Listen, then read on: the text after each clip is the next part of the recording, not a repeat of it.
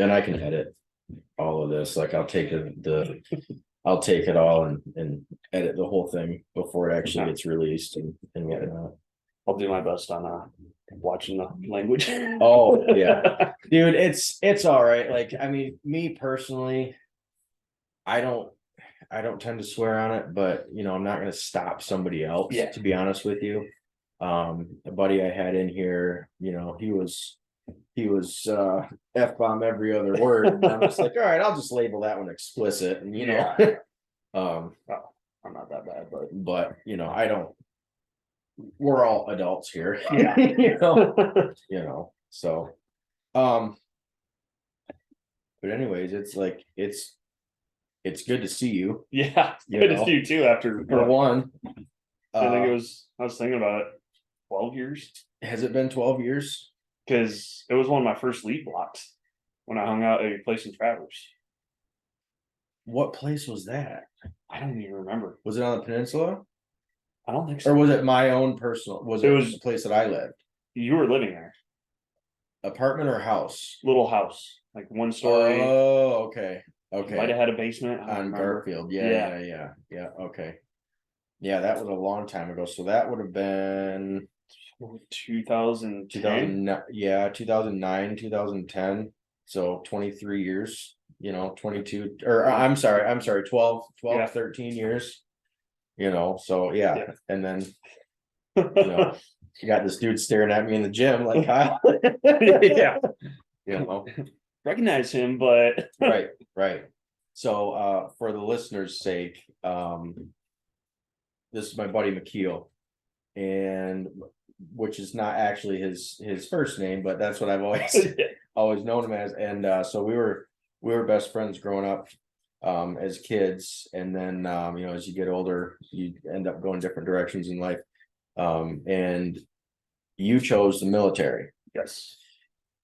And that was something that Zeus, get out of here. Go on, go lay down. Takes up a lot of real estate in the house. I see. Yeah, so you chose the military, which is something that you always wanted to do. Yes. You know what I mean? Like that was like, I remember from the first time you knew that you could do anything, to me, it seemed like it was always the military. Yeah. The day I decided to join was actually 9/11. Oh, was it? Like that was the 100% I'm joining. That was the kicker. Yep. So 9/11, I would have been, because we're what, like 6 months apart? You're how old? Oh god, 32. All right, I'm 33. So yeah, we're within 12-month span, so I would have been 11 at that point in time. So you'd have been 10, 11, somewhere in there. 10. Yeah, 10. And that was what prompted that inside you at 10 years old? Honestly, it was watching the towers fall, and it was like, if there's people out there willing to do that to people, I don't know. It was just that I wanted in. Yeah. So that, and I mean, would it be safe to say that you wanted to be a part of a solution? Like, hey, there's a big problem that just happened right now. Yes. And it affected a lot of people. Like, if I can do anything and I feel like there's got to be something inside you, and correct me if I'm wrong, that that you can make a difference somewhere. It's like, I can be a part of a solution so that this doesn't happen. Yes. I mean, because I've always viewed it as fight them on their turf and not on your turf. Because, I mean, look at what's happening over in Eastern Europe right now with the Russians. I mean, you want that here? Yeah. I'd much rather fight on somebody else's turf. Right. It, so after high school, pretty much the day after high school, you enlisted, right? So I actually enlisted the end of my junior year.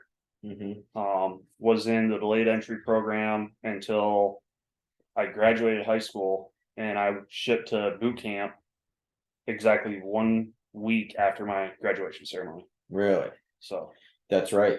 Because I remember that happening. Like, all right, well, McKeel's gone. We're graduated, he's gone. Yeah.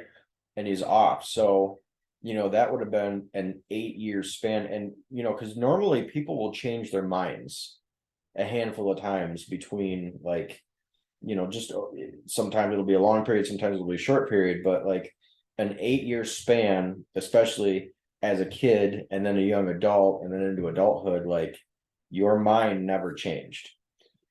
It changed a little bit as far as at first I wanted to go officer route. Right. Okay. So I mean, if you watch any of the movies and stuff, it's always the officers. Well, Okay. then as I got a little bit older, doing more research,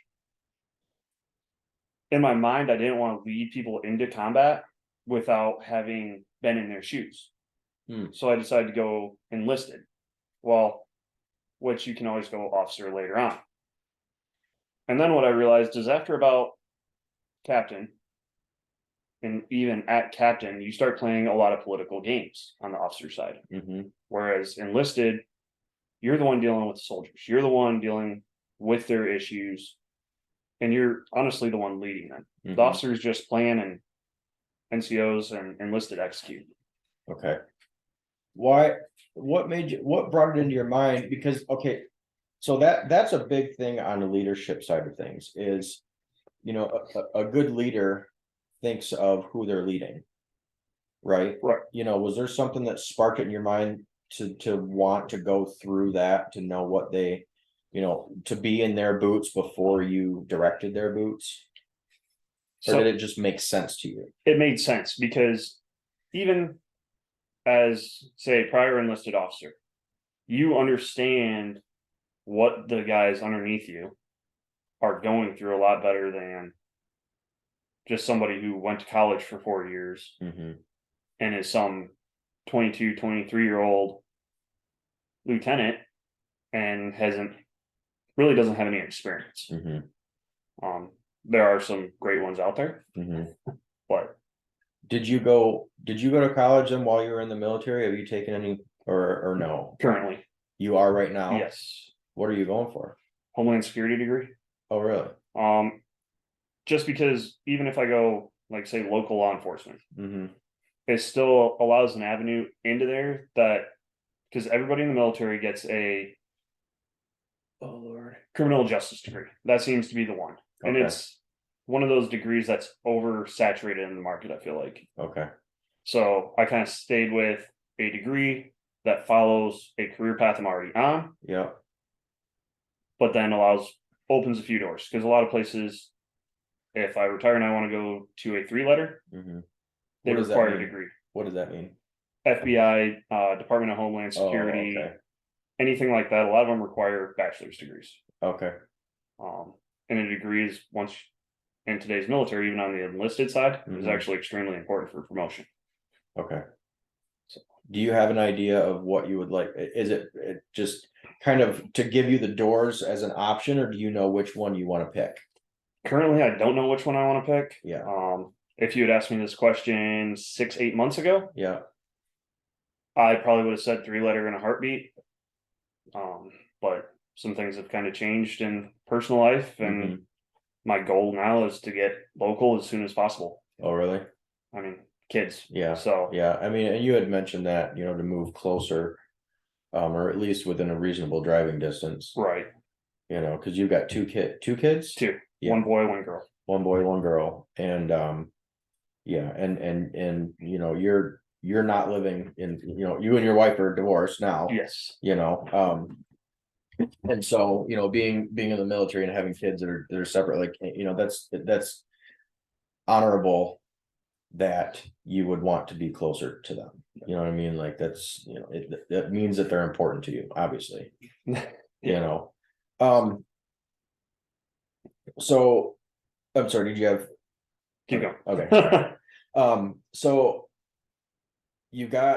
you're currently in the middle of that, and you've been in the military now for, what'd you say, 14 years? Just shy of 14 years, and that's like a career thing. And you obviously, not one thing that you said was how much you hate it. Yeah. Honestly, I love what I do as a career. Yeah. And that's where I had a heart to heart with myself, like I said a little bit ago, and it was like, because I was on a path to I would have had them dangling sergeant major in front of me at my 20-year mark, which means Mhm. now I'm going to 24. Okay. And when you get to those higher ranks, you actually lose, in a way, some of the control of your career. Not all of it, but Mhm. like where you go Oh, is more dictated than it is now. is it because you're that valuable? It's kind of a we need you here, whether you like it or not. To a certain extent, there's a lot less positions. So think about Okay. it as a pyramid, right? Yep. On the bottom, you Yep. have a lot more. Mm-hmm. Those are your lower ranks. Mm-hmm. I would be, I guess, civilian terms, middle management right now.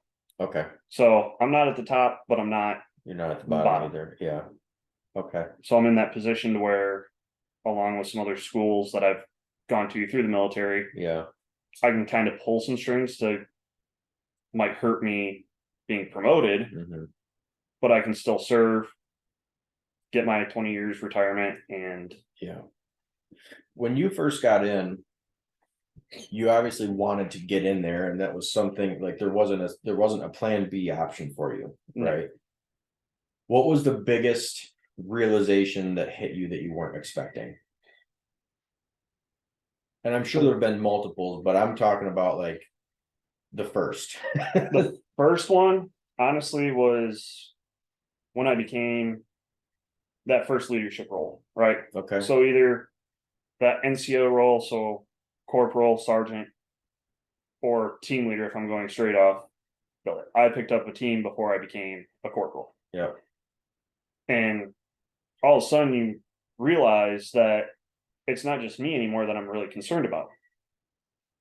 You're worried about you making sure you're squared away, and then 3 or 4 other guys, and making sure they're on work on time, making sure they're taken care of, Mm-hmm. making sure they're cleaning their rooms. Mm-hmm. I mean, so it's almost like having 3 to 4 kids. Yeah. Well, I noticed you put yourself first, like not in a bad way, but just saying, I got to make sure that I'm squared away first. Yes. Well, that comes down to the Army infantry motto is follow me, right? Okay. So it's more derived into follow me into a combat situation. Mm. But if you think about it from a leadership perspective, if I show up to work, my uniform's wrinkled, I have stains on it, my boots are dirty, I'm not shaved, which I'm not right now because I'm on leave. But my hair is out of regulation. How am I supposed to enforce those standards, those disciplines on those under me? So it's a lead by example. How were you taught that? By example. Like I had some really good leaders when I first enlisted that they didn't just say, hey, you're going to be at work 15 minutes prior. No, they were at work 20 minutes prior to make sure that we were at work 15 minutes prior. Yeah. Because I wasn't walking up to formation 15 minutes prior and my squad leader isn't there. He was there making sure we were there. Was there ever a time that didn't happen? Once in a blue moon, but not really. I mean, Yeah. There's probably a good reason for it. Right. Truck didn't start, something like that. Yeah. And the reason why I landed on that is because in the business side of things, you can't effectively lead somebody and hold them to an expectation that you're not willing to hold yourself. You know what I mean? Like nobody's forcing me to have a standard. I'm forcing me to have a standard. What does force that standard is if I want to operate a certain way, I have to be that way first, because otherwise I just can't enforce anybody else or hold it. I can't even have a standard to hold them accountable to. Right. And so because I'm involved in a lot of different, I shouldn't say a lot of, I'm involved in a couple different specific networks of people and business owners that are very successful in what they do. I pay to be in these rooms and go to conferences because I want to learn. I don't want to be good. I want to be great. Right. You know what I mean? And so it's then the purpose for it is, how do I learn the difference between good and great? Well, I go learn from greats. Yeah. And that's a lot of what gets talked about. You've already said a handful of things. It's like, man, I hear those same principles in the space that I'm in, because it's critical in order to have the structure and have that standard and like build that finely tuned machine, and so it's just interesting to hear it from you on a military perspective. It's like, all right, we're dealing with people's lives and we're dealing with our country. Like, this is how we have to operate because there are no excuses. Yeah. Well, I mean, if you look at the business world and the military, they're run honestly very similar. It's a pyramid. Or they should be. Yes. Yes. I'm not saying everywhere. Yes. And on that leadership side, leadership's leadership, whether it's a sports team, a business, or the military. Mm-hmm. I mean, we've all probably seen on Facebook the example of a leader versus a boss, where they're trying to move the giant stone slab. Yeah. The leader is where? Pulling from the front. Right. The boss is sitting on it with a whip. Mm-hmm. Who wants to work with somebody that's just yelling at him? Right. I mean, or that's not willing to get in the trenches and do what needs to be done. Right. So last night my operations guy, Brandon, I've been traveling quite a bit. So actually you caught me at a good time. I've been gone for what seems like a month. And I get back and you could tell he was a little bit frustrated, and we had a team meeting. And I could tell that something was going on, and he mentioned it. He's like, and I brought up at the end of the meetings, anybody else have anything that they needed to say or bring up? And he said, not here, just in private. It's all right. And so we got to talking about it later. And he was, he was expressing that it was just getting overwhelming for him, because I kind of put him into a leadership role and gave him some more responsibilities and said, all right, these are what I need you to handle, and this is what I'm adding to your plate to fully fulfill your role. Well, what then happened that shouldn't have, but we found out later, is that we didn't have enough communication between me and him. You know what I mean? I trust him to make the best decision and to do the best job. But when you're new in that role, you still need guidance. You know what I mean? Yeah. You still need to have that connection of, am I going in the right direction? How do I handle this? And I could see it on his face. And I said, I'm guessing that you feel at sea without a paddle and no life raft right now, right? And he says, yes, that's exactly how I feel. And so I said, all right, let's do this. Like, you and me, we'll go grab dinner and we'll take a few hours, give space. And I said, and it was 2 days that we had scheduled it for. And I said, in the meantime, take that time to jot down some notes, collect your thoughts, and as things come up, so we don't miss anything. This is the opportunity to let's work this out. Let's work together on it. And I'm kind of losing my thought on how I got on that, but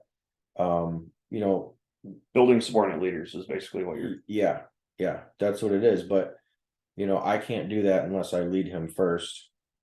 And so these types of things on the business side of it, not very many people just naturally understand that.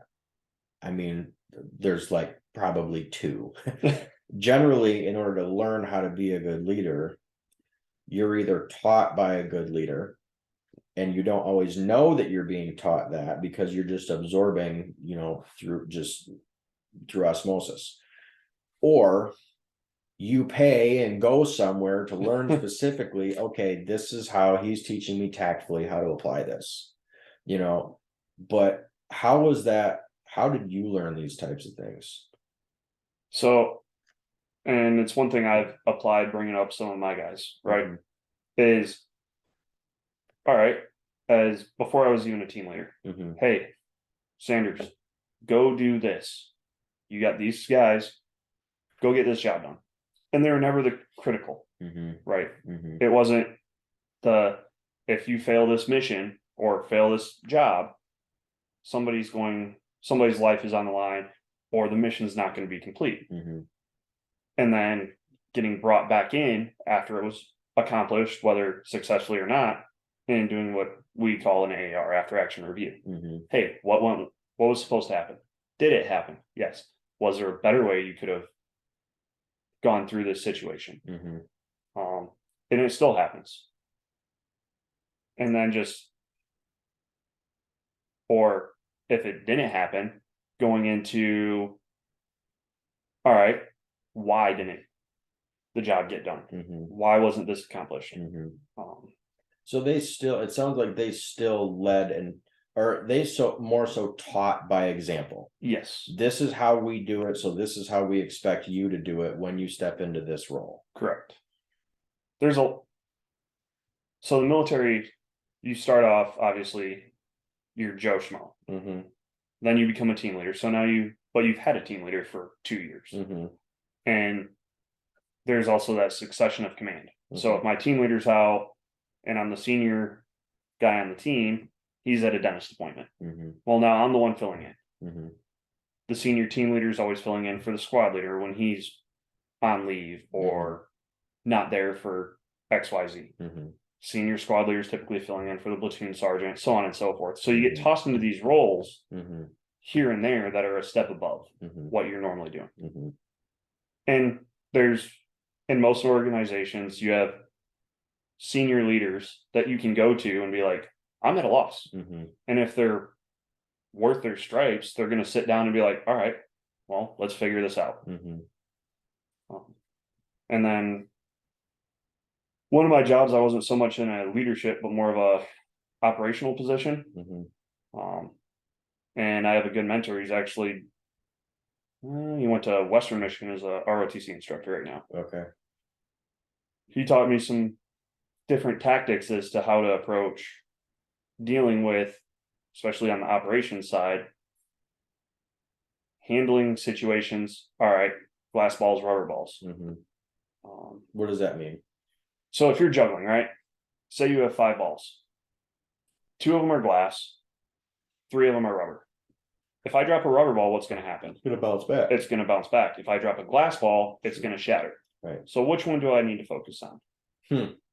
But you have to juggle all of them. Right. But if I drop one, I can still recover from that one. Right. So make sure that you know where the glass ones are at. Right. And don't let those fall. Because the other ones, somebody else can either pick up the slack, they can. Yeah. But there's certain times where I've been the only person able to handle certain situations. Yeah. I actually had to take it up to one of my leaders and be like, look, you all have tossed me 3 glass balls that if I drop one of them, the battalion is going to fail. Right. You need to take one of these away from me because I'm looking a year down the road at this point going, there's about to be a culminating event where all 3 of these are going to be extremely busy. And they're run through different shops and at a higher echelon. But then at my echelon, they had tried to put all of them on me. And I'm going, I can handle these 2. But if you toss this one on me, something's going to get dropped and the battalion is not going to be ready. That's really good self-awareness. Because a lot of people want to prove themselves and I can take it. Well, you have to know, like, so the military has different shops at the level. Sure. And the issue is if one person is running, so it was land, ammo, and movement was what they basically put on my plate. The issue is they're run through different shops. Land and ammo are the same shops. So the meetings are all at the same time, run through the same. Movement was run through a different shop. And it's like, if they start scheduling meetings, not thinking about the 1 battalion out of, 7, that I can't make both meetings and those meetings are at the same time. I'm not going to be there for critical information. Right. There's no possible way you can succeed.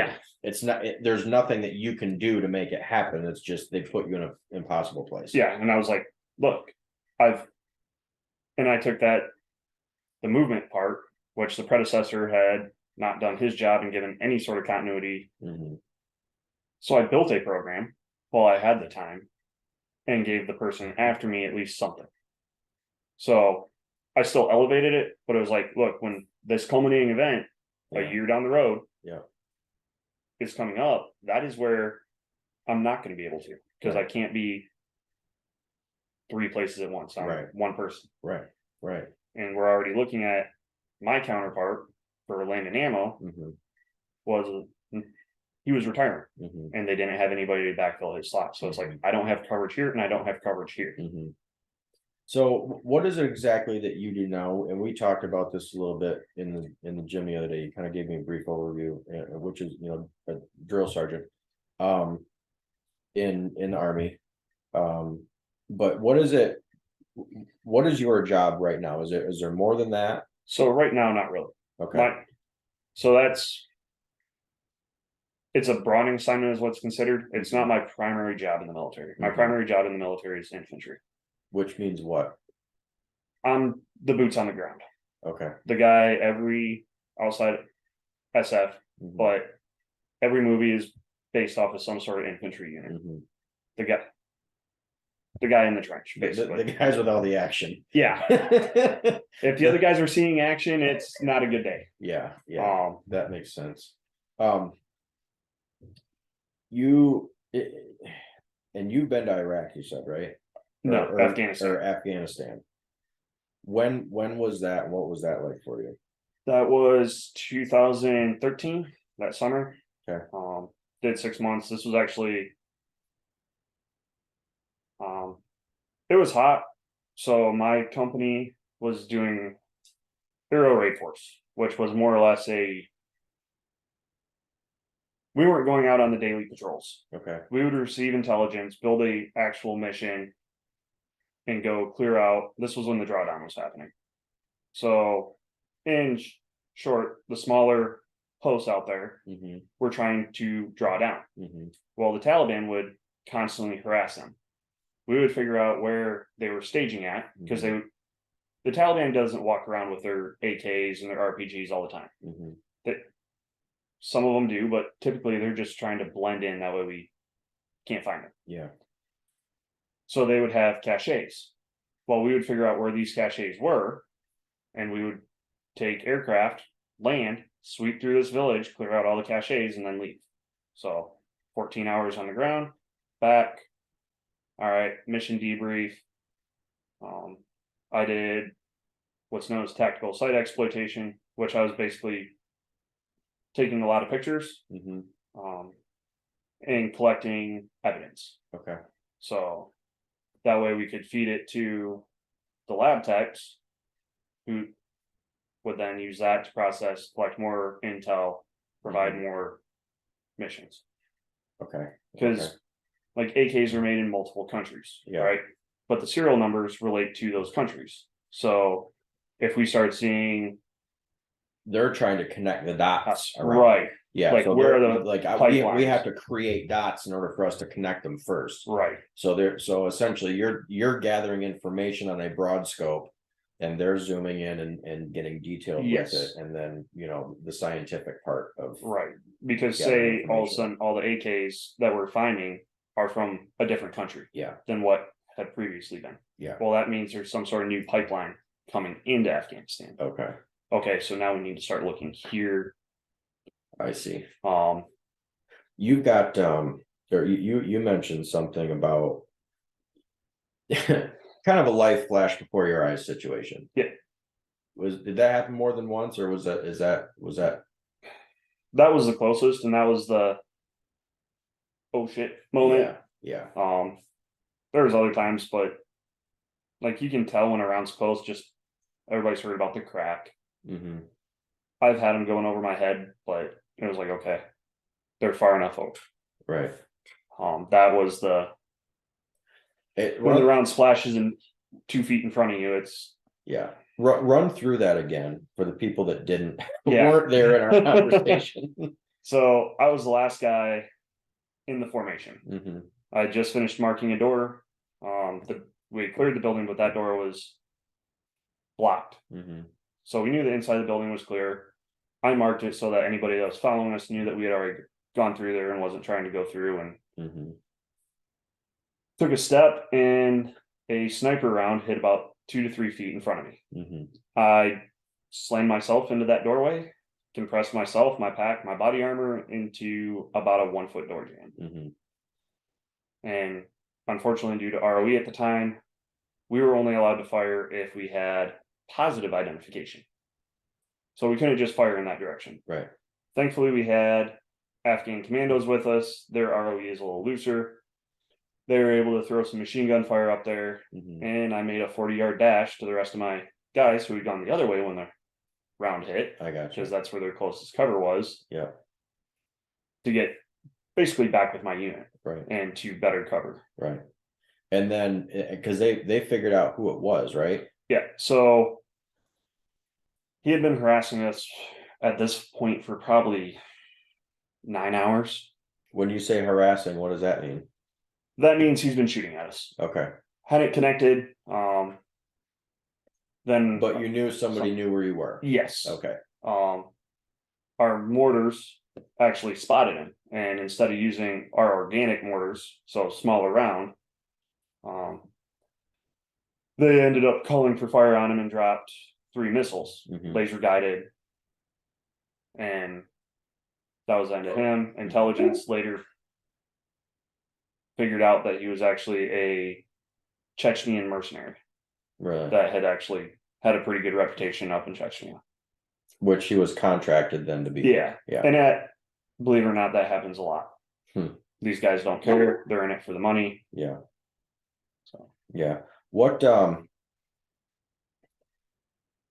you see with the people coming in? You know, because you're a drill sergeant, so and you were saying you get all that, you call them kids. Yes. You know, what do you see? What's that experience like for you? What do you see with them? It's definitely a lot different than our generation, I would say. Okay. A lot of it just has to do with these young adults. They're the Xbox generation. They grew up. Yeah, we had video games growing up. We really didn't play them that much. We were outside, right, riding bikes, running around. That's what me and you did. Yeah. I mean, that 40-acre field you were talking about earlier, how many times did we cross that on foot? Oh yeah, it was like an excursion. It was like, you know, for kids that was 6 years old, you know. Yeah. Look, you can't hardly see over the weeds, but we're gonna cross this. Yeah. Yeah. I mean, but we grew up outside. Yeah. Basically. So one of the big things I see with this generation is just bone structure. Their bones cannot handle the rigors.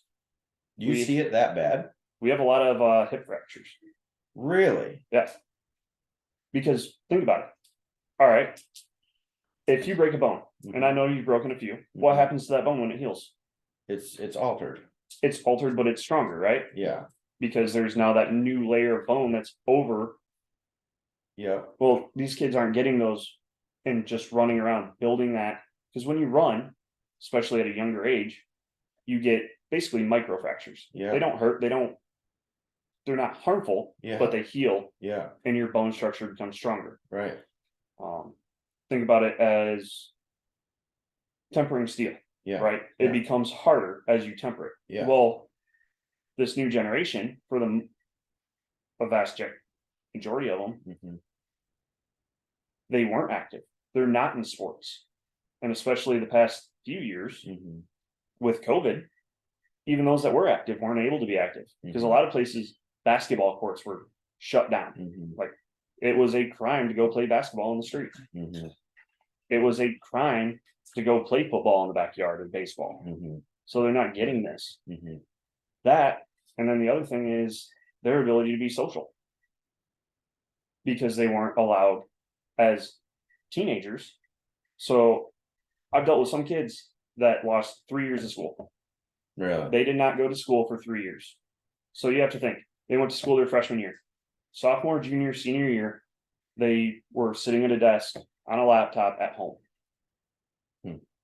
So there's not that social interaction. Right. Now you toss them in a bay with 40 to 50 other people. Right. It's a mess. Yeah. They don't know how to interact. They don't know how to just communicate. Right. Like, hey, I don't like it when you do that. Right. Right. Let's pause there for a second. What's up, sir? We're doing boss man. Huh? This is my buddy McKeel. This is Logan.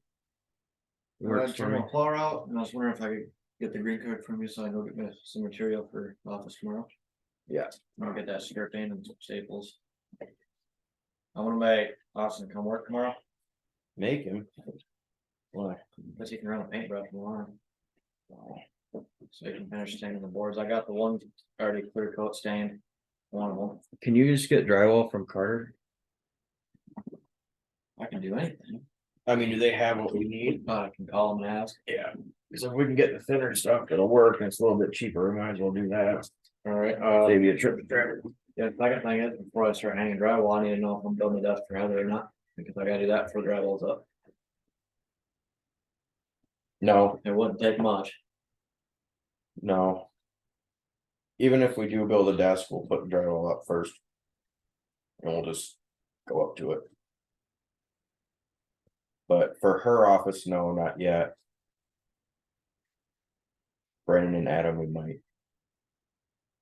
But But it'd be nice to do all that for drywall's up, because drywall had most of my studs, I'd rather do it than drywall around stuff. oh, It's not like saying. I think we'll probably do some pipe stuff for the legs. Okay, It'll be pretty simple. I'm not entirely sure if I'll have to go back out tonight. Okay. Just because I think it's done.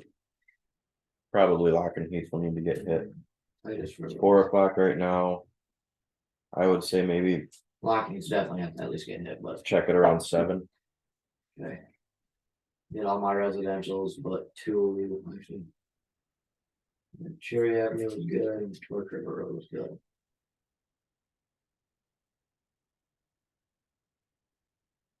No, What are you up to right now? me, Yeah, I'm gonna go get supplies at home. alright. I've been going since 2, Okay. so. Figured that's a pretty good day, Mark. Good. I'm back out and do the same thing tomorrow. Alrighty. I'm gonna go get that pink strip and some staples. If you don't set staples, your staples will stay. Number 9, just regular, I mean, it's the, they're yay deep and yay wide. Probably Or not- T40s. Yeah, or yeah. What he said. I love that, I'd walk up each block and. No. Alright, so that's staples. I'm gonna grab some of that stripping. Anything else you think of? We're gonna need a new door handle for the garage if you're taking that one off. That one's going there.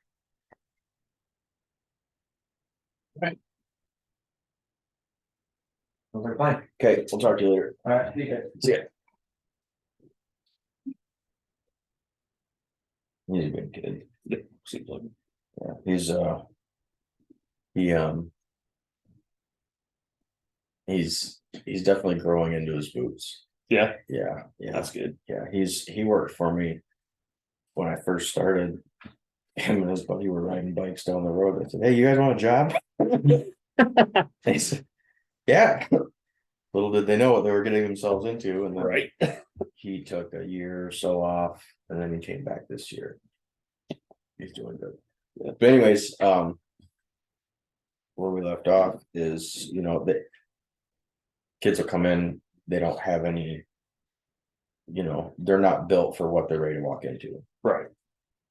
And it's our job to get them there in 10 weeks. Yeah. 10 weeks. Yeah. So they get a real big dose of reality. Yes. What's the reason that most of these kids are signing up now? Oh, there's a plethora. A lot of it's some just need out of the house. Some are coming from bad backgrounds, Mm-hmm. need away from mom, dad. Mm-hmm. Some are trying to get a place to live. Mm-hmm. And then there's just the ones that want to do it. There's some that think it's Call of Duty. Like they think that the army is going to be just like Call of Duty, and it's not. You're just gonna run around and Yeah, but do they have a tendency to latch onto you as almost like a security blanket? some do. One thing I learned real quick being a drill sergeant is a lot of them never had a father. So all of a sudden they have these. I mean, we have male and female drills, but they see us, and we're one of the first times that some of these kids have ever had a father figure in their life. An authoritative figure, basically. Yeah. Yeah. Somebody that's, no, you are going to get up, you are going to make your bed, you are going to tie your boots a certain way, you are going to do PT, you are going to do this. Mhm. And some don't like it and some excel. Okay. I had this last cycle, I had a 17-year-old kid. He was the middle child of, what was it, 6? And for the past few years, he's the one who's actually been taking care of his siblings. Mm. At 17 years old, Mhm. taking care of. And you get some like that every cycle. Okay. And those are your best ones. How do you get people to do what you need them to do when they don't want to do it? You know, because you said not everybody likes it, which means there's some resistance there. There's different ways.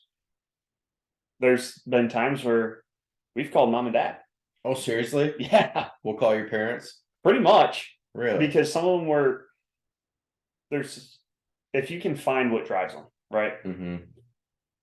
You have to figure out why they joined a lot of times, Mm-hmm. and then you push the button. Mm-hmm.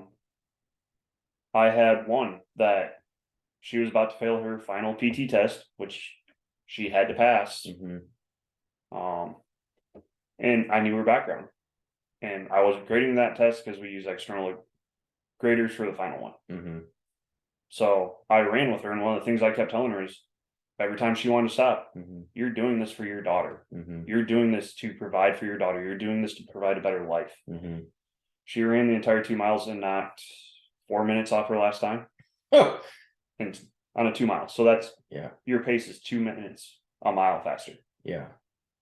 Just because of understanding your why. Yes. Why is huge. Yeah. I mean, every single person, regardless of the reason, a lot of them, they're trying to provide a better life for their family. Mm-hmm. They're trying to escape their family Mm-hmm. if they grew up in a rougher area, or they're Mhm. trying to escape a rough area. Mm-hmm. Some they're just trying to get 3 hots in a cot. Mm-hmm. I mean, some don't have another option. Yeah. Or they see themselves going down a bad road and they're like, I don't want that for my life. Yeah.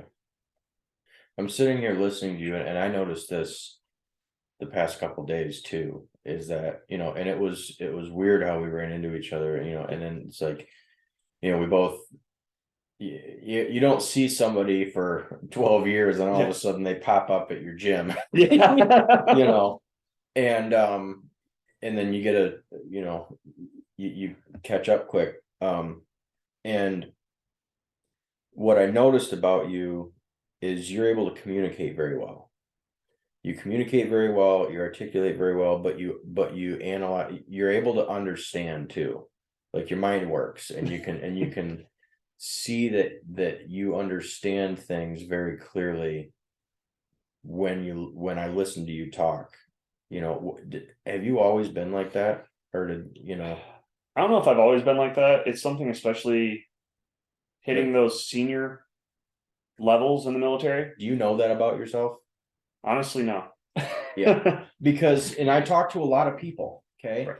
You know, especially I do a lot of sales, you know, so I have to talk to a lot of people that comes with my territory, whether it's clients, employees, other business owners, networking events, whatever it is. You talk to a lot of people. Some people, they don't know how to engage. Some people, when they want to or they try to, there's no depth. Some, like, you can tell when somebody is very aware of what they're talking about and they've given it some thought, and they're actually able to open that subject up in a very good way. And that's honestly like why I invited you to do this, because I'm like, because if you didn't know how to communicate well, that just wasn't a natural part of you, I wouldn't have said anything. Right. You know what I mean? But if you didn't know that about yourself, I see that. Okay.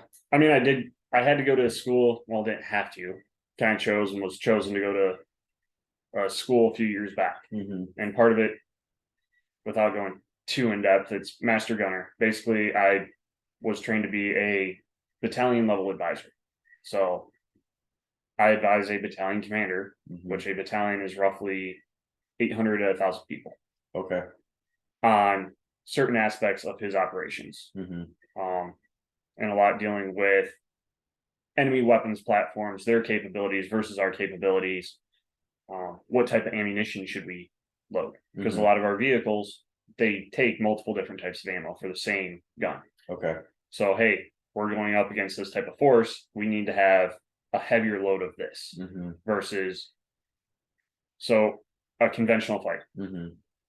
If we're going up against a tank heavy unit, well, we probably want something that's going to penetrate tanks versus if we're going up against a unit that's primarily trucks, I want something more explosive. I see. I want to jump into something you mentioned at the beginning, which I think it's a good time to do after talking about kind of what you see coming into, and that's the just emotional wounds, and that topic is going to open up a lot of different things because we talked a lot the other day about coping with this, and it was primarily centered around guys, and I'm sure the girls deal with things too, but majority of what you see in the military is men, and men are stubborn. We are. Men are not in tune with their emotions, and it's not something they're familiar with.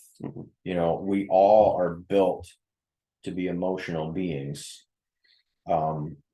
What sticks out in your mind with that? What do you have? How can you talk on that? So with emotional wounds, right? Think about anything, any negative emotion, any negative event that happens in your life, right? Whether it be death of a family member, survivors, guilt, and my area, PTSD or PTSI, post-traumatic stress disorder, which is now, they kind of changed their view on it. It's no longer a disorder, it's an injury, which I actually like, because it is. A disorder means it's more something you've had all your life versus something caused this. Something brought this in Right. that wasn't there before. And if you look at your soul, your spirit, your emotions, right, which are all tied together.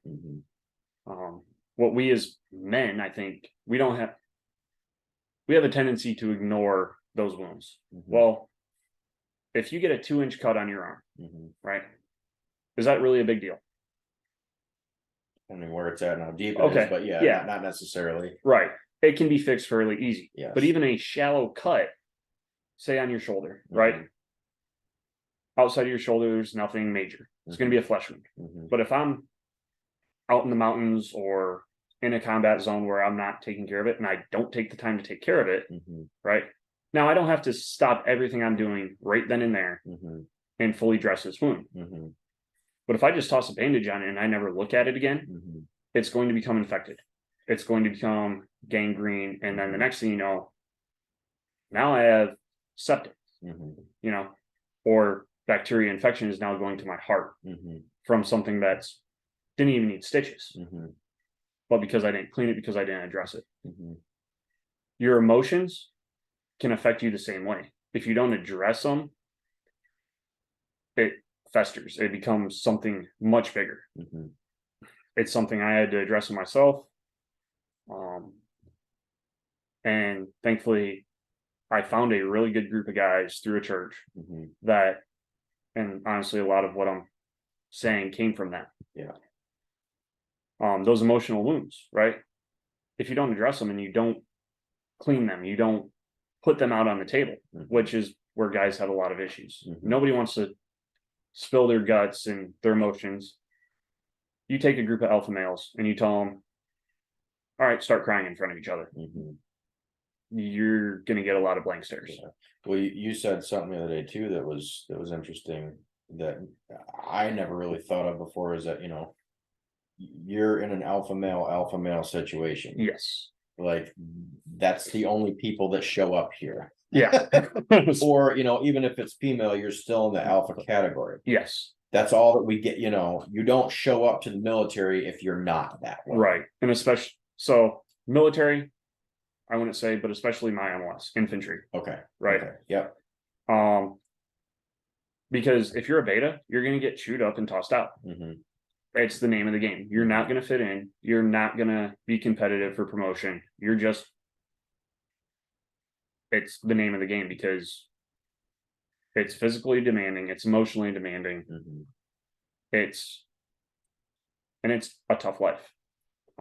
It's a fun life at times, but at the same time, if you're not that outgoing alpha personality, you're just not going to succeed there.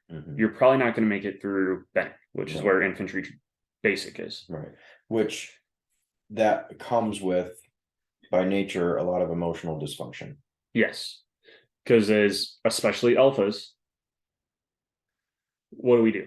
We don't want to show negative emotion, or the emotions we do show are anger. We don't want to ever look at, well, why did I just get way too angry? Why? Yeah. Which is typically where that wound is, because your emotional wounds are going to affect your emotions. We're fine talking about the good times. We're fine talking about everything else. So it would almost seem like, because I'm listening to this, and you're exactly right that we don't show emotion, but the one that we do show is anger. Yeah. And then you question, all right, where does that come from? But how would you say that we avoid getting to that place at all? Like, where's the middle ground to where, instead of not showing emotion, we look at, all right, well, what emotion should we show then? Right. Does that make sense? It does. It just takes a lot of maturity, and anger isn't always a negative emotion. There are times to be angry, and anger channeled correctly is actually a very powerful positive emotion in a way, especially when you're talking a fight. My son is actually dealing with some anger issues, so we have him in wrestling because that is a positive way that he can get rid of that emotion. And there's a lot of ways, you can go to the gym, right? If you're angry at the gym, what are you taking that anger out on? The weights. You just feel sore. Yeah. You feel sore. For me, I know it's putting myself through the physical representation of resistance. Right. You know what I mean? And overcoming something and pushing myself to a limit, and then knowing that the end result will be me being stronger next time. Yes. So, like, all right, if one of my Joes, right, one of my guys messes up, I rip into him, I'm angry at him, cool. All right, that part's over. Well, one thing I have to remember is, did he actually understand? So now pull him in, right?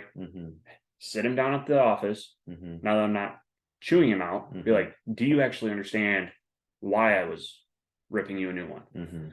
Do you understand why I was angry? And make sure that actually got through. Because otherwise now he's just angry for no reason if he doesn't understand.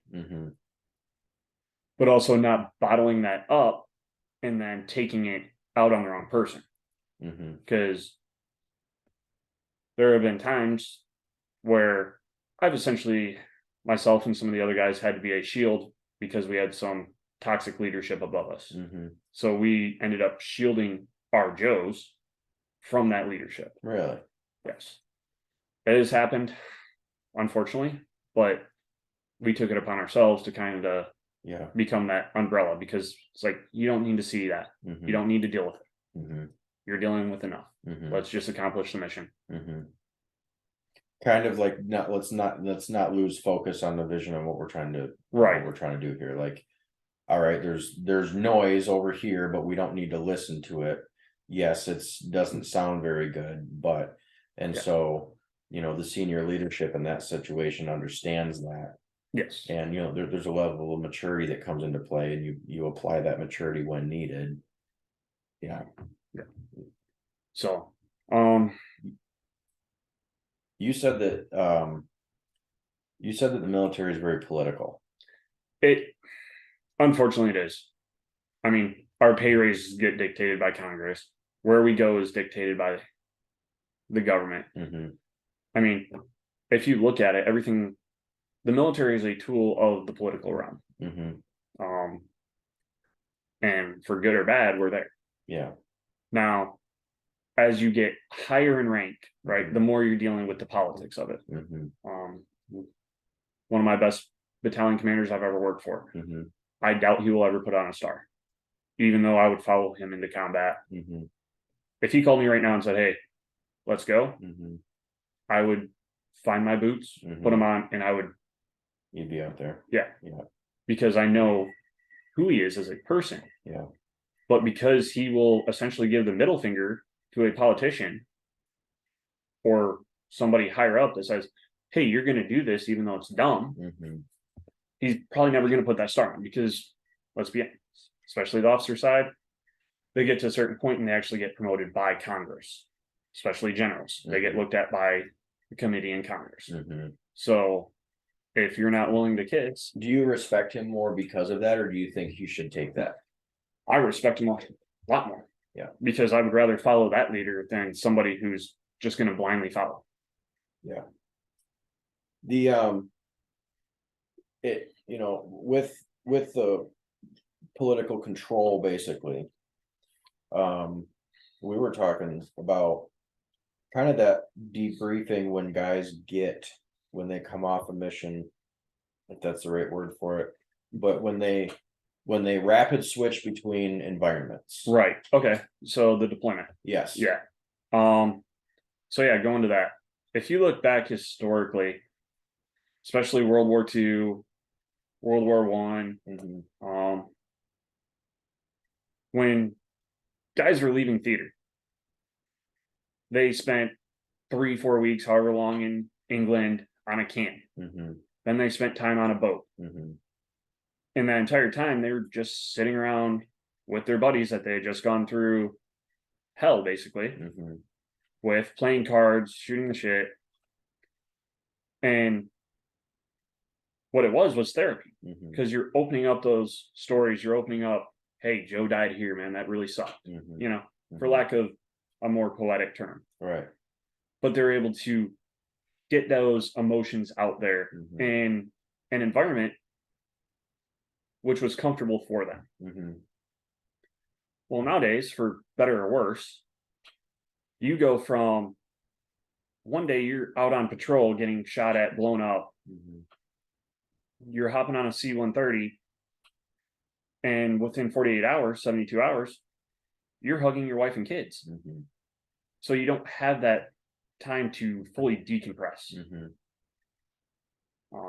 You're in a very high pressure situation, right? That basically takes everything that you have in order to survive in that space. And then all of a sudden it's done. Right. It's like bringing a fish up from extremely low depth. Right. You bring it up to surface too fast. Those air expands. Right.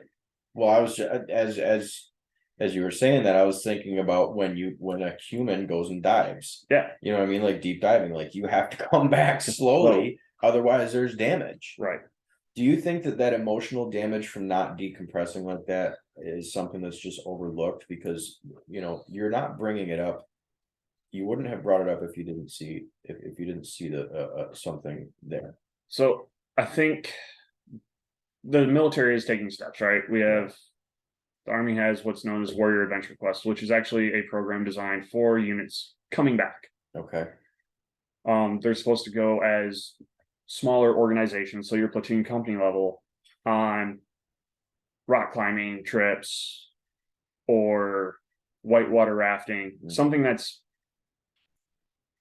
more on the adrenaline side, right? Skydiving, get a meal together, things of that nature. Just to help with that decompress, get you back and bring the unit back together. Because that's where you're going to open up. Most guys aren't going to open up to some random person on the street. And there's probably, you're going to have, it was funny what you said, you're like, what, you go into a bar or public setting and somebody sees you're in the military, and the first thing they want to ask you is, did you kill anybody? Yeah.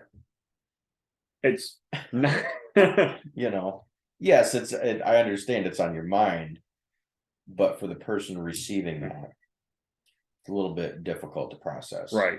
Because whether you have or have not, one of the things you said is you have still mentally accepted that I'm willing to do this. Yes. And one of the things besides that, right? You've mentally accepted that you are willing to take another human life. Yeah. And emotionally accepted that. Right. Which actually, there's a really good book out there, Robert Grossman. Mm-hmm. He's a retired colonel. Mm-hmm. He wrote 2 books on killing and on combat. On killing dives a lot into even civilian law enforcement. Mm-hmm. He touches a lot on the psychology of taking another human life. It is actually goes against our emotional state to take another human life. It is not something that's programmed into us. And then it goes into some of the psychology of how military and law enforcement over the years have developed down to the targets we use, right? When we shoot at a human shaped silhouette target. What we call the enemy, you know, chinks, crowds, everything that you hear in the movie, that is a psychological word. Seasoning, basically. Yeah, to help. They're not human. You're Yeah. trying to dehumanize who you're killing. Yeah. I made this reference the other day, and I know other people have, and it's taboo to do it, but as much as a bad human that he was, Hitler was very successful in what he did. Yes. Unfortunately, it was directed towards something horrific. But if you think of the mental, emotional seasoning that he did, I mean, it was very the same way, but he was also part of the military. So like, all right, I'm going to use the tactics that I know that work for my own agenda, right? On mass population. And so there's a Holocaust museum in Florida that I've been to before. And you probably know this, or if you don't, you're gonna hear it again. Or if you do, you're gonna hear it again. But he led an entire existence of people to believe that Jews weren't human. Yeah. You know what I mean? Like, look, this is not equal to you, so you don't have to have an attachment to them. Yeah. That's 100% accurate. I mean, he was one of the, sound horrible for saying this, but he was an amazing leader. He had the charisma. He had amazing leadership presence. Skills. Yes. Yes. Now, the avenue that they took it down was horrific. Right. Well, it's like, it's a tool. What are you going to use it for? I mean, yeah, everybody says guns are bad, right? I'm very pro Second Amendment. Look at some of the countries that have outlawed private ownership of firearms. Their murder rates haven't gone down.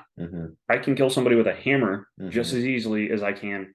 Well, not just as easily, but fairly. Yeah. It's doable. Yeah. In somebody's mind, the gun has nothing to do with what they're what they're feeling inside. Yeah. Because their attachment isn't to the gun and its use. Their attachment or their fixation is on eliminating what I don't like in front of me. Yes. So kind of going back to the emotional state of just being ready to kill somebody, right? There's also that flip side. I was told by one of my infantry instructors. He told the entire platoon, "You are all dead." And that was him basically telling us in order, there's a scene in Band of Brothers that plays into this really well. What's Lieutenant Spears, if I remember correctly, is telling the one private in the foxhole that the private's scared, right? And the private asks him, "How do you do it?" "I've given up, or I act as if I'm already dead." Right? Because in order to do our job, to put ourselves in danger, and this can also apply to the law enforcement, anybody, first responders, right? They all suffer from this. In order to throw yourself into that situation, you have accepted death on one level or another. Because if you're hugging onto life, you're most likely not going to throw yourself. But living constantly in that mindset it wears on you. Mm-hmm. And you have to learn to, all right, I put the uniform on, right? I know that I might have to do this. Mm-hmm. So I've accepted death. Mm-hmm. But at the same time, when you take it off, in order to truly live again, Mm-hmm. you have to figure out how to almost separate yourself into, all right, let's go do this versus, you know what? Yeah. I want to have fun. I want to live. Yeah. You think that's where a lot of the PTSD comes from, and people that just have a hard time, vets that have a hard time functioning in society? I would say so. It's hard to, I mean, it's probably one of many elements. yes. I mean, PTSD can be brought on a ton of different ways. Mhm. You can see things, you can experience things. Shoot, you cannot experience things. Mhm. Honestly, one of the hardest things I had to overcome, I had been sent to, when I was in Afghanistan, I was sent as an escort to another guy who was having some emotional difficulties, right? Mhm. Suicidal ideations. Mhm. I was sent to Germany as his escort. Mhm. I was supposed to go on a mission, and the element I was supposed to be leading or part of, Mhm. one of our snipers stepped on an IED. I saw him in Germany. He lived, Mhm. but he lost his leg. Mhm. That was honestly one of the most, looking back on it now, almost 10 years, Mhm. that was honestly one of the things that caused a lot more of my issues. Okay. Because I was like, well, what if I had been there? Mhm. Maybe I would have spotted it. Maybe I would have told him, hey, dude, that's a prime spot for an IED. Don't set your hide there. Mhm. Right. I mean, he knew what he was doing. He'd been in just as long as I had. Mhm. I had to overcome this, and it took 8 years. And going to a group out in Colorado. What was it that what was it that like did it for you? As far as actually seeking help? No, as Or, far as where the healing came, because I'm thinking of a guy in my mind right now that isn't that is still there. yeah, Because I've had conversations with him, and he carries that with him now. yeah, And you can tell it eats him up, yeah. and he almost feels guilty that he's still here Yeah. and they're not. Survivor's guilt, I would say, is probably worse than anything else. And what did it for me is when I was in that group, right? Mm-hmm. Not just listening, but then actually getting it out on the table with a group of guys who, and actually we had one gal in the group. Mm-hmm. And we weren't all military. Mm-hmm. We had some law enforcement, some EMTs in there. Mm-hmm. I mean, those guys see shit too. Mm-hmm. I mean, and then everything from Delta operators, Rangers, Mm-hmm. and just normal everyday soldiers, Marines, Navy. Yeah. Being in that group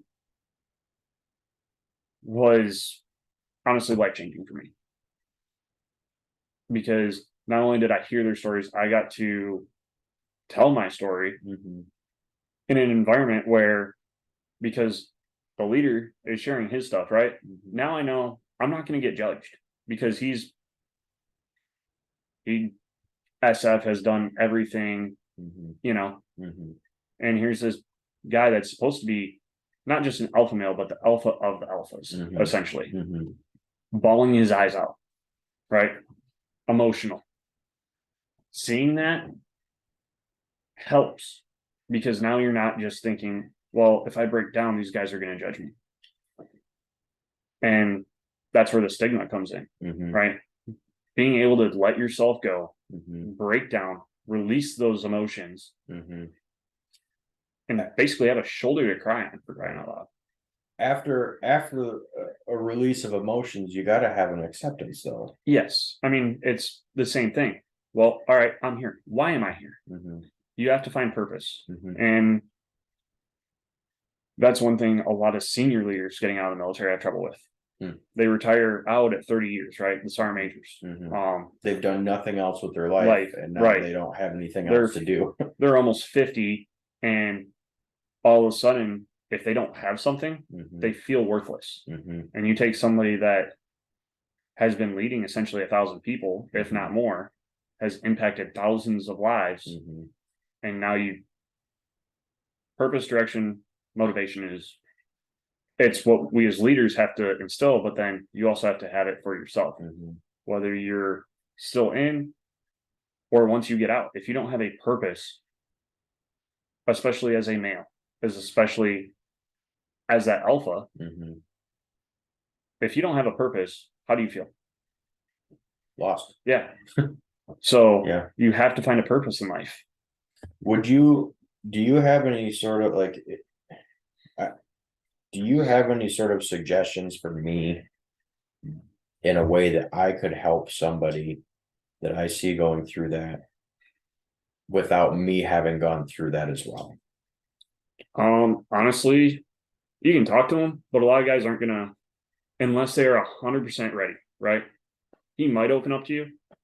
I would say do some research, and try and find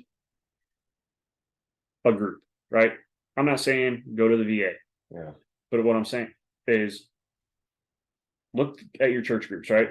They're becoming more and more popular, the PTSD, first responder support groups, or military first responder support groups, something of that nature, and see if you can't get him there, or have one of those guys reach out to him.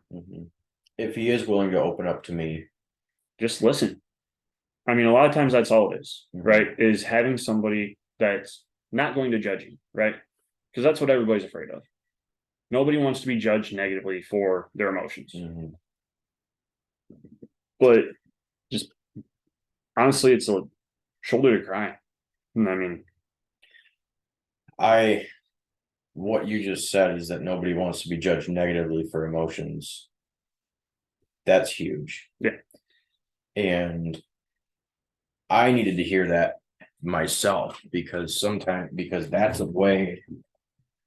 way of effective communication. You know what I mean? If you're able to understand where the other person might be, then you know how to approach them on their turf. Yes. And especially in a relational situation, all right, how do I, let's say, because something that I struggle with is conflict resolution. Okay. I'm not I'm not the best communicator. I am in some situations, but in others I'm not.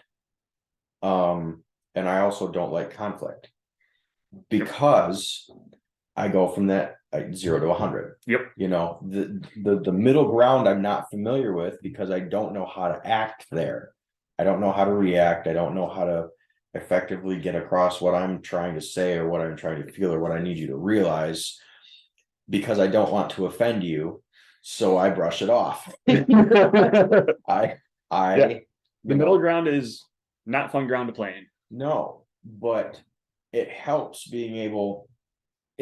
knowing what that middle ground looks like, or what it could look like, and how to operate there, if I have tools in order to operate there. Right. A tool is now, nobody wants to be judged negatively. So it's easier for me to walk in that middle ground space when I approach it from the standpoint of, I'm not trying to cut you down as a person or make you feel bad about anything. Yeah. You know what I mean? Like, let's just get that off the table right now. So then we can both be open to have the next part of this conversation. Yeah. I mean, you're 100% right. Like, if you're there for somebody, right? I mean, honestly, the first thing you can do, right? Pray. I mean, because God works in mysterious ways. He will put people in his life, whether it's you, somebody else, that can help him. Now, the other thing is, he has to be willing to accept the help. And unfortunately, sometimes being willing to either look for help or accept help takes a pretty hard kick in the dick.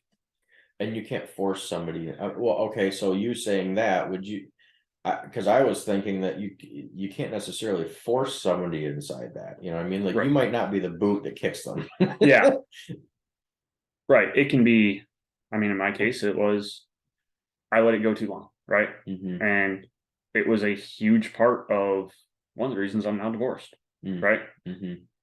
Even though she supported me, she tried to push me to get that help. Mhm. I did go once for help to a different person. Mhm. It wasn't a group setting just due to my schedule at the time. Mhm. I wasn't willing to go to my chain of command and be like, I need this time off to do this Mhm. because my pride, my shame, right? That Again, alpha male thing. which goes back to not tending to the wound. Correct. So it festered and it bled into other parts of my life. Mhm. Once everything started, I fully seeked out a group, right? I found them through the church I was going to, Mhm. and I went all in, Mhm. all my cards on the table, Mhm. right? Cause you had nothing left to lose at that point in Yeah, time. exactly. I mean, would it be safe to say that you walked into there feeling like you'd lost everything? Yeah, 100%. Like I was at that point in my life, I was at rock bottom. Mhm. My chain of command had noticed like an issue, Mhm. right? And when I went to them, I went to my first sergeant commander because that was who I was directly working for. Mhm. Went in one morning, I was like, hey, I know we got a ton on the table today. I need to talk to both of you. Mhm. That was step number one. All of a Was sudden, nothing else mattered. right. Yeah. I need to have a closed door conversation Mhm. because I don't need the entire company running rumor mill around me Mhm. about, oh, well, this, that, and the other. Mhm. And I had my first sergeant at the time was not a Christian, Mhm. right? He's still a great mentor to me in a lot of aspects. Mhm. My commander was. And I was like, sir, one, I want your prayers, Mhm. right? Two, I need to be off work on this day at this time. Mhm. Like I cannot stay past Mhm. unless it is a pre-planned event. You know, I mean, obviously I still have but day to day, Mhm. I need to be leaving. Mhm. I don't care if I show up to the meeting in uniform. Mhm. That's whatever. These guys will understand. Mhm. But I at least need to leave at the latest at this time. Mhm. And they fully supported me. Mhm. So It's unfortunate that most of what we experience, most of the times when we experience healing, it's because we're broken. right. You know what I mean? Well, broken to the point of can't being broken yeah. anymore. Yeah, it is. You know? If we weren't so prideful, Mhm. I mean, pride Mhm. goeth before the fall. Mhm. Things could be a lot different. And that's where dealing with these emotions becomes so painful. Mhm. Because going back to the physical wound, right? All right, had I taken care of that little cut right off the bat, Mhm. it hurts. Mhm. Now, if I let it fester and I have to have my arm or my leg cut off, Mhm. that hurts a hell of a lot more. Mhm. But it's that same analogy of if I let this fester, Yeah. the longer you let it go, the more it grows. I'm hoping that the message that's getting received from this for the people that are listening is going to trigger two different things. You know, one, understanding that, you know, healing is that you need help. Yeah. You know, you need to heal, you need to take time for that. That's one thing that happened. That's one thing that a realization needs to happen. And I think that's pretty clear. Right. The other part of it is that why is it that we can't trust what other people tell us to do when we need to do it? You know, like, hey, you're going to go through a bunch of these things. Yeah. You know, this would be a good way for you to cope with that. Well, I don't know about it. You know what I mean? Like, that's cool and all. Yeah, maybe one day. You know, there's something to where it's like it's like cruel and unusual punishment to where we almost have to experience it at its worst before we try to find a solution, rather than seeing something that might come up and realizing that, hey, if I take these steps now, I will never have to experience that. I think there's I don't it's a hard one to open up because sometimes you have to get to that point in order to realize what the vast, the vastness of it. Yeah. You know what I mean? Like, and then there's the other side of it to where if I follow these steps and do what people are telling me because I know that they care about me, even though it might not make sense to me completely right now, I'll be able to avoid all of those things. Yeah. Do you think, did I portray the two different approaches pretty well? You did. Do you think that each one of them will end up at the same place or no? I think so. I think the end result, because the end result is what? Healing, right? Mhm. Is what we're trying to get at. Mhm. I think starting the healing process sooner. Yes. Mhm. Now, there's also that growth aspect. Mhm. Growth requires pain, right? Think about going to the gym. Mhm. If I'm just benching the bar, right, 45 pounds, Mhm. and I never increase reps and I never increase the weight, Mhm. do I actually grow physically? No. No, I'm going to plateau. I'm going to stay at the same point. Mhm. So now, if I constantly up the weight and I'm constantly making sure that I'm sore, Mhm. because that's where the growth is going to come from, Mhm. it's almost a double-sided coin. Mhm. On one side, yes, that extreme pain. Mhm. Now, I think the growth can happen without the extreme pain. Yeah, because one side of the coin, you have to experience the pain in order to experience the healing. Yes. But is it possible to experience those same growths I think it just depends on when you address the issue, because we're all going to have the issue, Mhm. right? At some point, we're all going to need somebody, whether Mhm. it's the death of a family member, a traumatic event, Mhm. right? Seeing something Mhm. that emotionally impacts you, whether you go through those stages of grief and stages of healing Mhm. now, right? And actually take the proper steps and get help right away. Mhm. The emotional trauma is still there. Mhm. It's when you let it fester that now. Mhm. So I think at the end of it, it's going to become the same. Do you think that would it be safe to say that why we don't take those options is because we're not trusting enough of the people that give them to us? You know what I mean? Like you Yes. said, and I'll pick on your case with your marriage is that you had been, and I'm assuming it was you may have said it, but I'm assuming it was your wife that had said, hey, you should probably, Yeah. like had brought up that concern. Yes. Would it be safe to say that you didn't trust her enough? I guess in some aspects, yes. In other aspects, I didn't see it, right? Because Yeah. a lot of my issues were That's what I mean. You Yeah. didn't trust what she was seeing Seeing. because you didn't Yeah. see it yourself. correct. I mean, yeah. Because a lot of times it's outside sources, right? Mhm. And I think one of the things I've learned from this is kind of that lead by example, right? Mhm.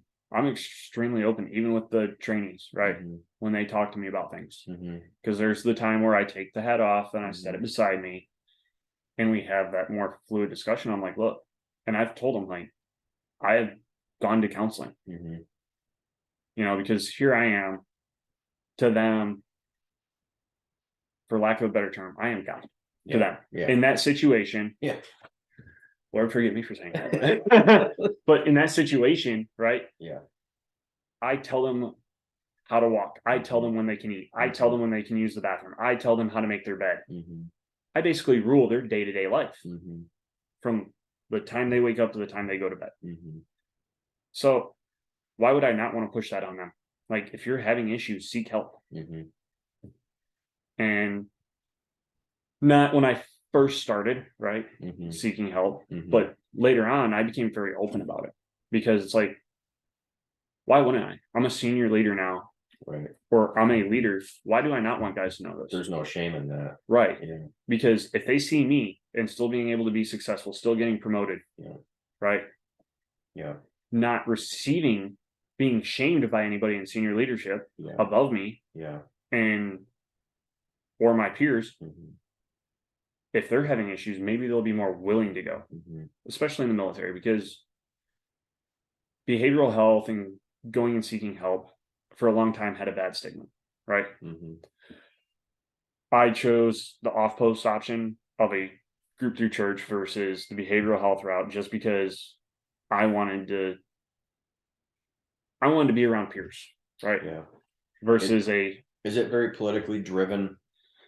The option that's internal, like I say that like, you know, this is what we've provided for you, may or may not be effective.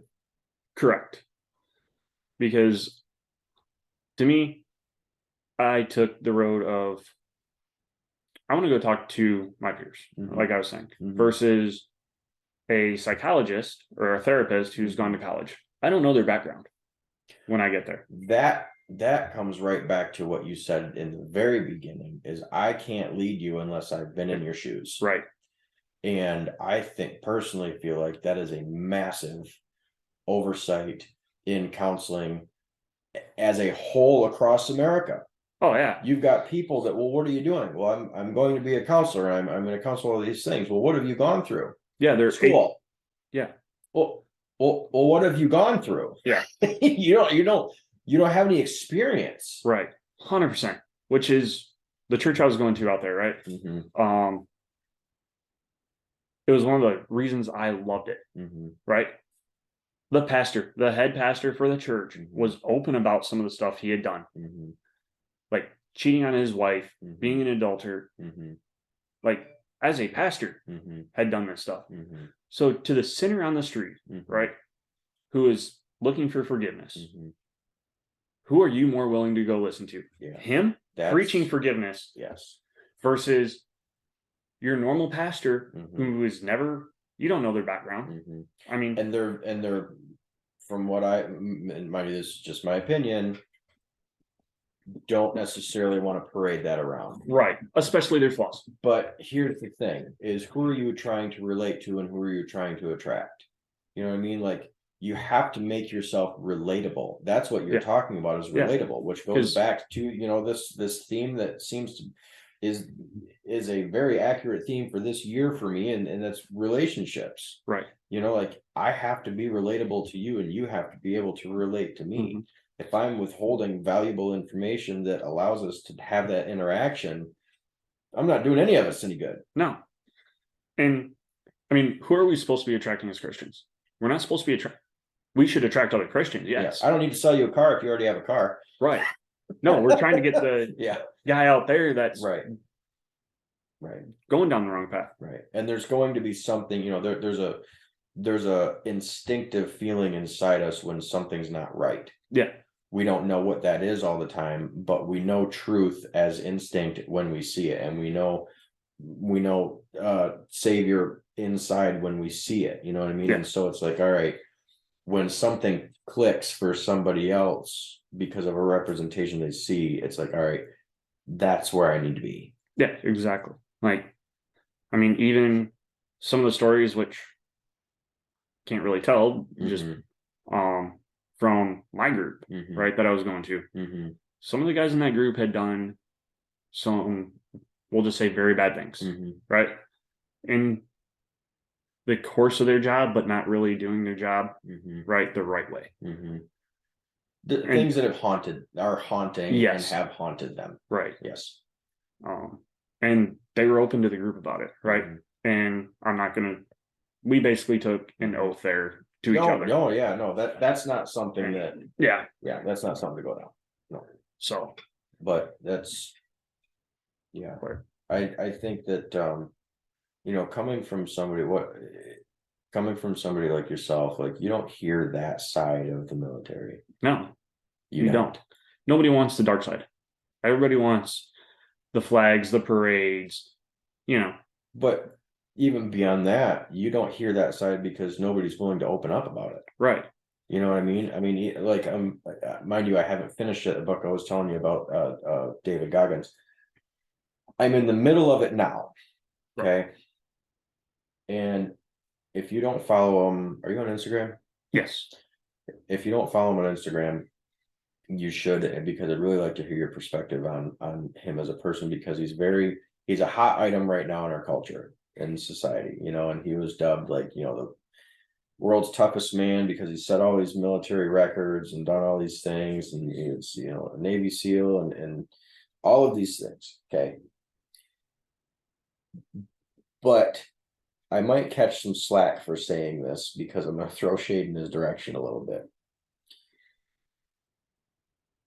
From what I see that he puts out to the public, he's emotionally closed off. Yeah, a lot of us are, and a lot of the guys out there, right? They're emotionally closed off, and especially, just talking to some of the special forces community guys, right?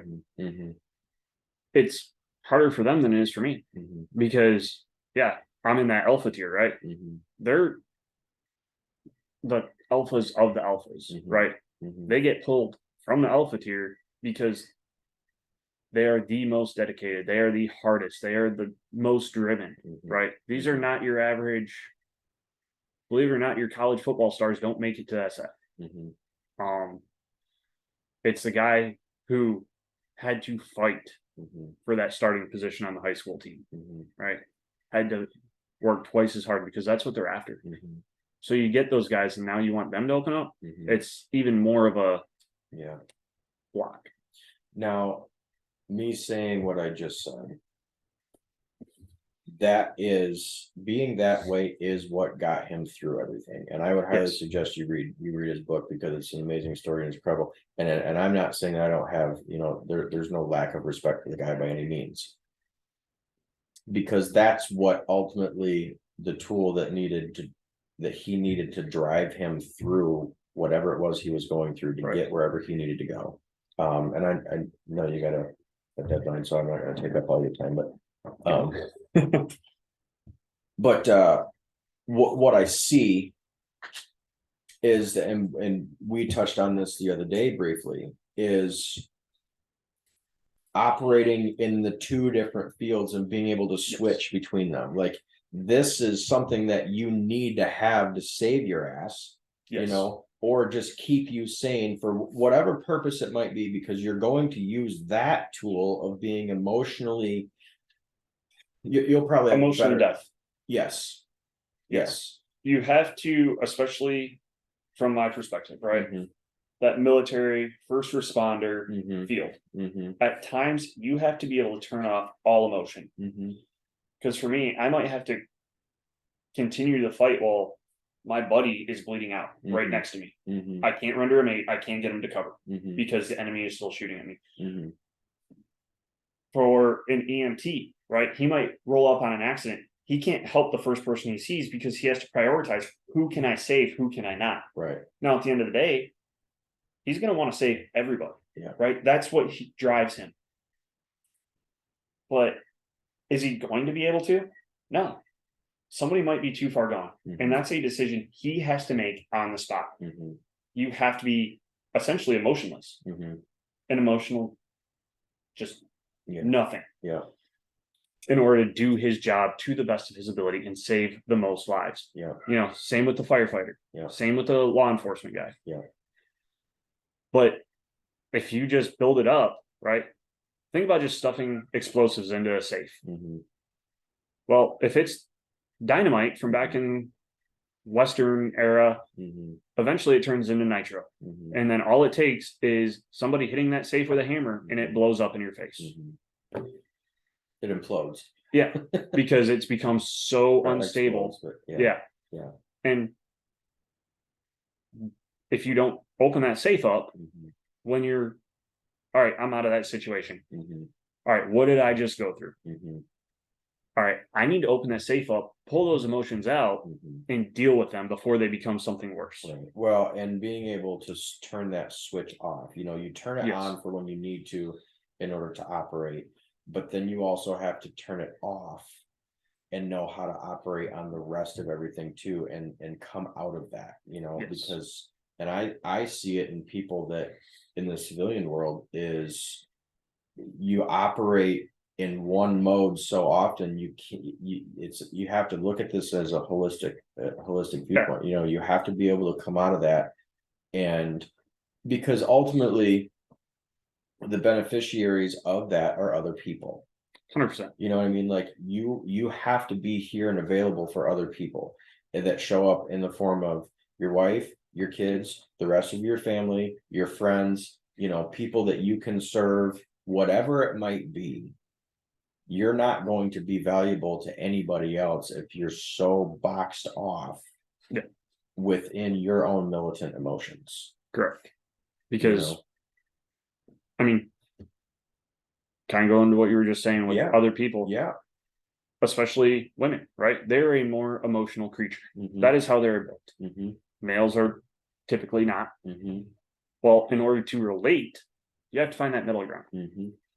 Well, at some point, in order to hit the middle ground, which you've said you don't like to play in, and I don't think anybody does, Mhm. you have to give ground. Mhm. You have to show her emotion, Mhm. which I think we've all failed at some point. Yes, and I think we will continue to fail at that. Yes, You know, 100%. but that doesn't mean that we stop trying. Right. You know, there are ways to make people feel valued, even if you have dropped the ball. Yeah. You know what I mean? Like you just, if you've dropped the ball, that doesn't mean that you continually leave it on the ground. Right. You know what I mean? So maybe instead of the ball, you know, being made out of rubber or glass, maybe it's a sack and it just, you drop it and it stays there unless you, Yeah, you know what I exactly. mean? And yeah, but that's, I mean, that's just that insight. You can't put a price tag on it. You know what I mean? And especially when it's like, man, if you can offer some sort of realistic, you know, help or perspective to somebody that does deal with that, or somebody that's going to deal with that, or somebody that you know, may not yet, like the understanding. I think it's helpful to hear for people that don't deal with that, to hear about it for the people that do. You know what I mean? Because it's just a different realization of how people operate. Right. You know, and I just, something that came up in my mind over the last few months is you know, it's a little bit off topic, but not quite, you know, tie it in here in a second, is that you have different cultures in our world, right? Each culture is different on the way that it operates based on its history. The way it operates now is a direct relation of the history it's gone through up to this point. Yep. Okay. And we tend to look so far beyond our reach when it comes to cultures. Is I'm curious as to what their culture is, and it interests me.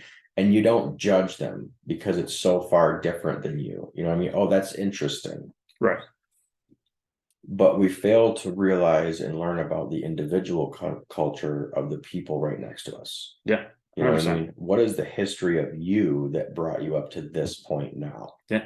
You know, because they're so close in proximity to us, we tend to judge them because they're within our social culture, but they're not within our personal culture. Yeah.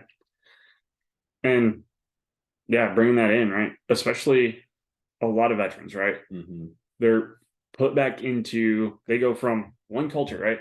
Because we indoctrinate into a military culture. You know, our values, our way of life, everything. Well, a lot of these guys get out and they're successful professionally on the outside, because a lot of those values, the hard work, the being on time, discipline, they fit great. But then there's the other part of, who do I relate to? And that is where you have to actually reach out sometimes. Do a little research. We live in a great era for research. If you Google veteran support group, you're probably going to find one relatively close. Or look through your church's groups, right? I would be willing to bet that if you pulled 5 churches up and looked through their Wednesday groups that all the churches do, you're probably going to find one out of 5 churches that's a veteran support group, and it's probably led by veterans or law enforcement, those first responders. Because one thing I found out going through this is there's a lot, that culture, that military culture, it's not just the military, it's also the first responders, because we all end up going through a lot of the same shit or see a lot of the same type of situations. So you can actually still relate to that person. Mhm. And just being able to relate to somebody will help somebody open up. Mhm. And if you know somebody in your life, find the group for them Mhm. and just drop them a link. Mhm. Subtle hints are sometimes the best. Mhm. I've got 2 questions for you, and then we'll wrap this up. And one is, where do you feel like your biggest purpose is? And the other one is, what do you feel like your biggest message is? Because I feel like you have a message inside of you.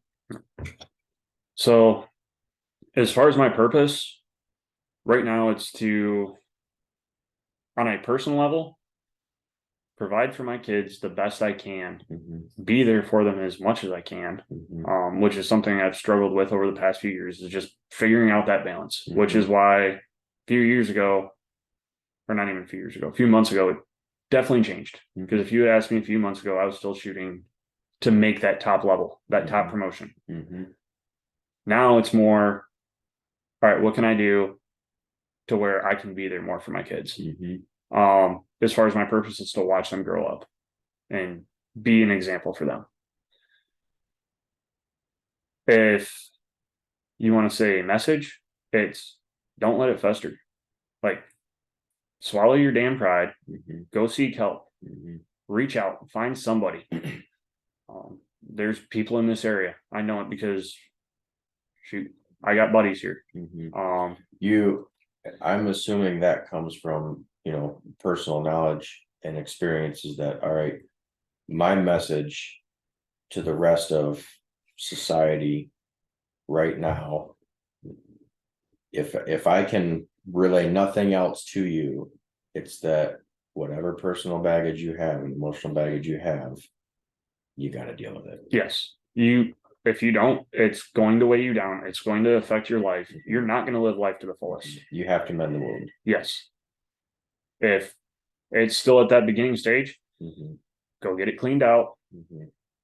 And it's not going to be that painful. And that means that wound, quote unquote, yes, can come from many different things. Yes. It's not always something that you did or didn't do. It could be something that happened to you that you have no control over. 100%.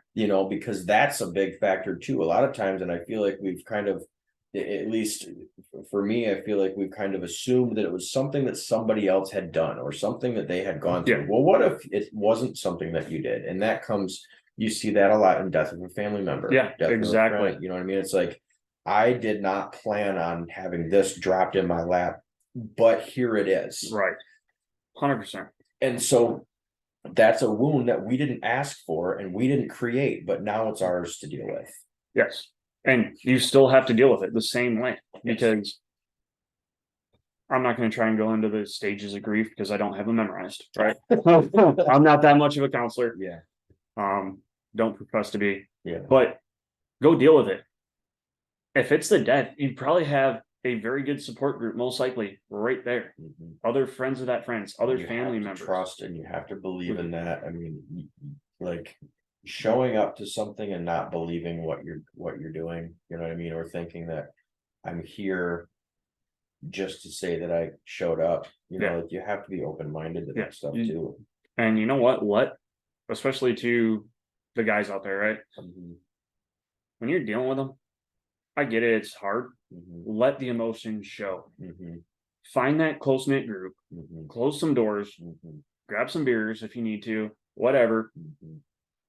But get raw and get real. Because that's the only way it's going to help. And the sooner you deal with it, the sooner you're moving on with your life. You're happy again. You're actually able to go out and enjoy life. Because I know if I pass, I don't want those around me to never be happy again. Cool. You know what? Mourn me, whatever. Go live your life to the best of your ability and do it in remembrance of me at that point. Right? I don't want you sulking. That's not what life's about. Right. We're only here for a short time. Right. And the choices you make have an impact. Right. Do you operate in the acceptance that you're already dead? Not so much anymore. I definitely did for a long time. And that's another issue, right? Is I was operating that in the entirety of my life. And it got to the point where I would have rather been in Afghanistan than stateside. Because when you're there, life's simple. Yes, it may seem complex to the outside observer, but at the end of the day, I have one job, and that is to protect my brothers and sisters to the left and right of me. Yeah. And that's it. It's let's get home. Yeah. Well, that's pretty simple. When you boil it down to the roots of combat and being overseas, it's extremely simple. Now, yes, the overall concept is extremely complex. Right. But when you boil it down to what the guys on the ground are actually give a shit about, it's that. Nobody cares about the politics. Yes, politics play a huge part of a war. The guys on the ground don't care. But not being able to shut that off when you get back home and actually wanting to be back over there, wanting that simplicity and not wanting to come back to the complexities of a normal life, it's not the right way to live. I know that I have gotten, just from this conversation and even the last couple of days, like more so from this conversation. Well, I mean, it's a little bit more deeper than what we were hitting at the gym. It is, but just a realization and you know, a tip of the iceberg idea of what somebody might feel. Yeah. You know what I mean? I can't ever, unless I've been in your shoes, I'll never feel it. Right. You know what I mean? And so I can do my best to understand, but it's a failed attempt, you know, I mean, but well, it's coming down to the difference between sympathy and empathy. Okay. So sympathy, right? It's feeling bad for somebody, right? Even though you've never been in their shoes. Oh, that's right. Empathy is trying to understand their shoes, not trying to be like, oh, I know what you've been through, right?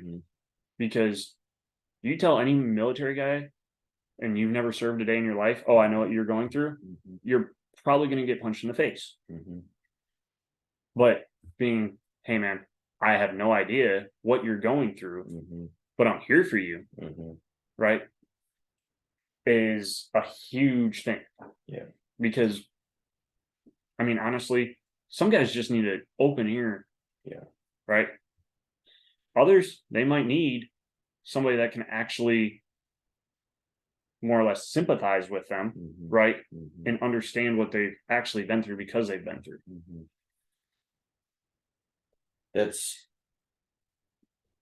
I'm able to, like, my eyes have been open to what somebody might be dealing with, you know, ex-military, because they're not going to walk around and parade how they feel in front of everybody, but just having a better understanding of what maybe they might be feeling. Right. You know, I don't want to assume, and I don't want to put it on them if it's not there, but I think it for me, it has, I have a lot more respect. Yeah. And going on to a lot of the people who are going to listen to this, right? If you haven't, like, just understand, like, the guys who have served, they did it for a reason. And whatever that reason is, now they're trying to figure out, how do I not do this now? They're trying to figure out life. And it's not always easy.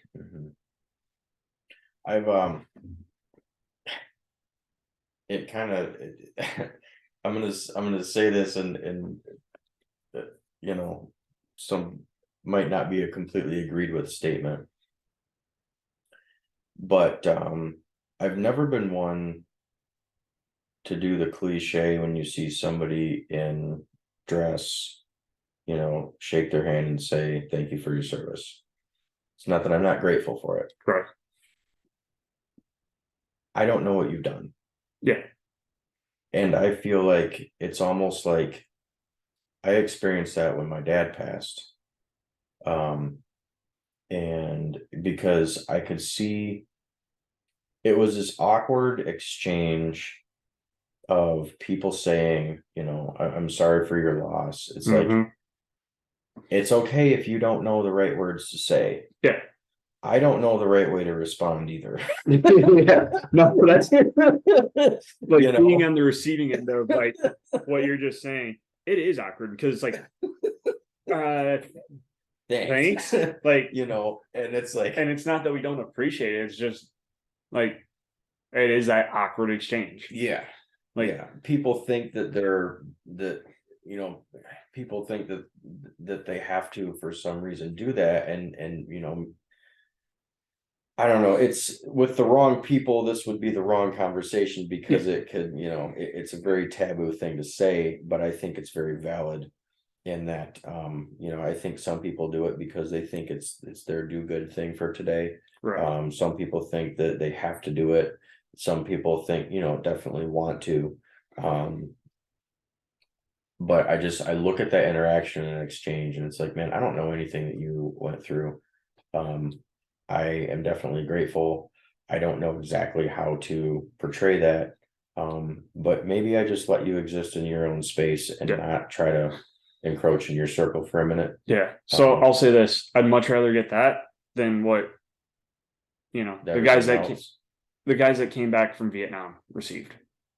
They were coming off the airplane, being spit on, being screamed at, being told they're baby killers, right? Those guys had it horrible coming back. I will gladly have to shake hands as opposed to that. But yeah, I almost feel like actions speak louder than words in that sense. And I think that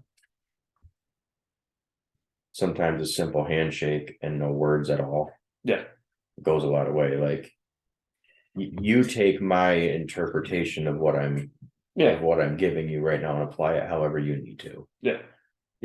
Because your contribution, I don't. Right.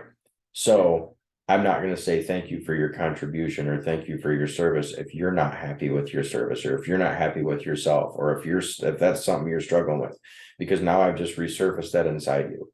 But what I can let you know is I appreciate you as a person. 100%. I mean, you're not wrong. And it's honestly a good way to look at things.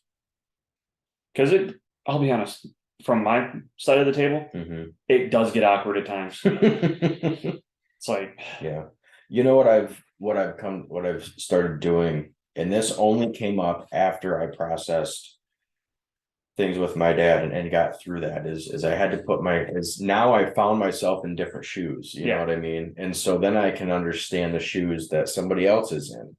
And what I realized is as I gained a different connection with people that I found myself in their shoes that they've been in, you know what I mean? It's like a succession of shoes, but I started saying, my heart goes out for you. That's it. You know what I mean? Hey, I just wanted to let you know that my heart goes out to you. Take that however you want, because then I'm giving them something that they can say a simple thank you and that's it. Right. You know what I mean? Like, sorry for your loss. Thank you isn't even a response. You can't say it's okay. It doesn't really, because it's not. You don't. It's hard to say. And I hope that I'm not going to make anybody feel bad by saying that and pointing that out. I'm just expressing a realization that I've come to see and come to do, and hopefully it will shed some light in that direction. Not that anybody needs to change anything that they're doing, because God forbid I give my opinion in any way, but anyways, oh man, but I just think like you said, the difference between sympathy and empathy, meeting people where they're at and understanding how to interact with them and how to have transaction inside that relationship, even if that relationship started 3 seconds ago. Yeah. You know what I mean? So. Well, man, thank you. Thank you very much for Thank doing you. this. I appreciate it. I hope I didn't put you on the spot. You didn't seem like it was awkward suggestion, and you obviously have not felt, the slightest. I mean, you're a natural at this. So if you don't have it on your radar yet, then I'll put it there. But the charisma that you have with how you can articulate, how you view things, your wisdom involved, your experience, your delivery, your communication, everything. That's something, those are tools to do something great. And not everybody has that. I appreciate it, man. So whatever you find in order to fully exercise that, take it. Good advice. McKeel, thank you very much. Do you go by Daniel? I really don't even go by either name now. It's more Sanders. It's more Sanders. Yeah. I was hoping that you were a colonel, so I could call you Colonel Sanders. So to be a colonel, that's another. If I had gone the officer route, you're talking probably another 10 years. Well, one day I'll call you Colonel Sanders. All right, thanks, man. Thanks.